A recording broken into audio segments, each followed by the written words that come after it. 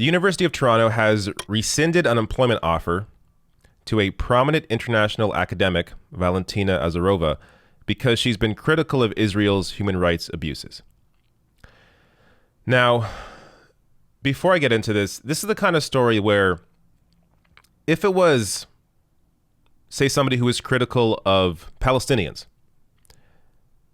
and they lost a job or had a job offer rescinded because they were critical of Palestinians, you would hear people like Ben Shapiro, Dave Rubin, Jordan Peterson, the entire right wing. They would come out and talk about how, oh, look, free speech censorship. Look at this. Look what they're doing. Look what the left's doing. It happens to somebody who is critical of Israel's human rights abuses. Silence. So let me get deeper into this. This also led to the resignation of the Faculty Advisory Board on the International Human Rights Program. They're the ones that suggested Azarova for the director job. And the person who rescinded the offer is Edward Yacobucci, who is the law school dean. Now, let me get to more details here from the Toronto Star. Here we go. Several national and international scholars wrote to the university to express their consternation that the reversal came after reports of pressure from a sitting judge, a major donor to the faculty. He reportedly expressed concerns in private over Azarova's past work on the issue of Israel's human rights abuses in Palestine. All the letters mentioned here have been seen by the Star. So this job offer was rescinded because of a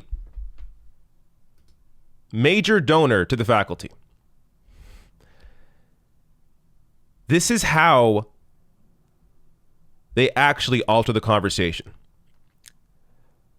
Especially on this issue, there is a lot of apprehension in being critical at all to Israel's human rights abuses. Even though they have been well documented, they've been recognized by the UN, recognized by human rights groups, yet still, you can have somebody lose their job for just saying what the UN has already recognized.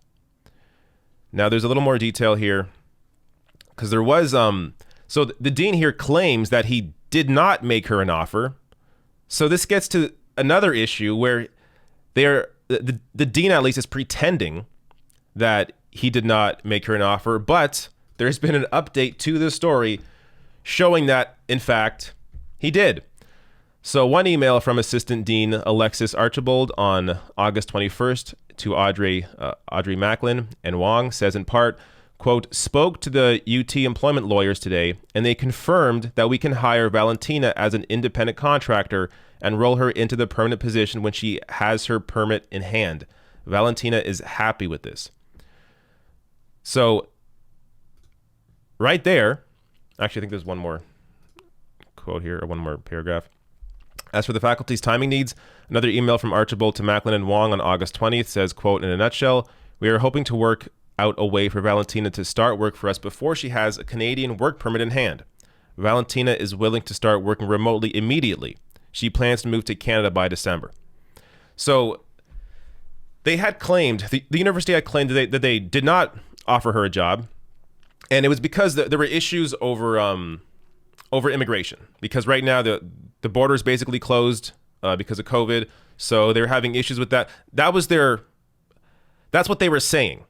But the reality is they actually clearly did offer her this position, as these emails show. And there are others that have come out as well to acknowledge their awareness of this hiring.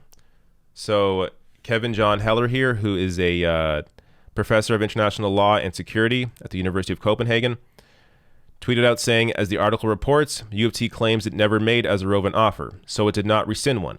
This is what is known as a lie. They most certainly made her an offer, and she accepted it. It's shocking the university would claim otherwise and will blow up in their face, as this was tweeted yesterday, as it already is blowing up in their face with this new story. He goes on to say, even worse, U of T's idiotic statement inadvertently admits it isn't telling the truth. The quote-unquote cross-border legal and technical constraints mentioned in the statement concerned the need for Azarova to arrange her work permit. So that's what I read you through those emails. Let me read one more piece here from this article that goes into a little more detail about why they chose Azarova initially. So they say here, quote, Azarova, the hiring committee's top candidate, accepted the faculty's offer in mid-August, wrote Carmen Chung and the most recent director, Samir Muscati. The Faculty of Law put Dr. Azarova in touch with the Immigration Council to advise her on her options for securing a permit to work in Canada. And Dr. Azarova began planning to move with her partner from Germany to Toronto, where her stepchildren reside. She's a fellow at the Manchester International Law Centre, University of Manchester, speaks multiple languages, and has lived in the Middle East and Africa. The university program itself is known to offer learning opportunities for students, exposing them to national and international human rights concerns. Professors told the Star that while even controversial views cannot be censored, those espoused by Azarova are not radical and adhere to mainstream legal consensus on Israeli settlements in Palestinian territories. So, Azarova's comments on Israel's human rights abuses aren't even nothing crazy here. Nothing extreme. Not even like supporting BDS, for example. Maybe she does, but that's not what they're even citing here. She's acknowledged the obvious. Israeli settlements in Palestinian territory. And that's why they rescinded the job offer. Because one prominent donor, was unhappy. And you're not going to see any conservative cover this. None of them will cover this. Yet they will claim, oh, it's the left doing the censoring. It's always the left. And guess what? Unfortunately, because they all do that in unison, they're the ones that create this bullshit narrative that people like Joe Rogan catch on to and spread on his massive platform to tens of millions. I mean, the amount of times, not to go off on a tangent here, but as somebody who used to listen to Rogan's show a lot, the amount of times I've had to stop listening to that podcast because just the mountains of misinformation he starts to spread about only left-wing silencing voices, when yes, that does happen.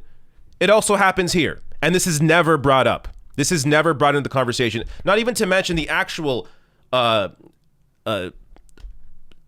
risks to free speech when it comes to, say, Bill Barr right now, and him suggesting locking up protesters for sedition and locking up the Seattle mayor. Or the coronavirus impact of Trump. Anyways, I'm going on a different tangent about Rogan here. But the issue ultimately here is why or how these narratives are formed about censorship. Because we can, on one hand, yes, acknowledge that censorship does happen on the left. It happens. It also happens all the time on the right. And not only this kind of censorship, but also when it comes to people in power, with political power. So there has to be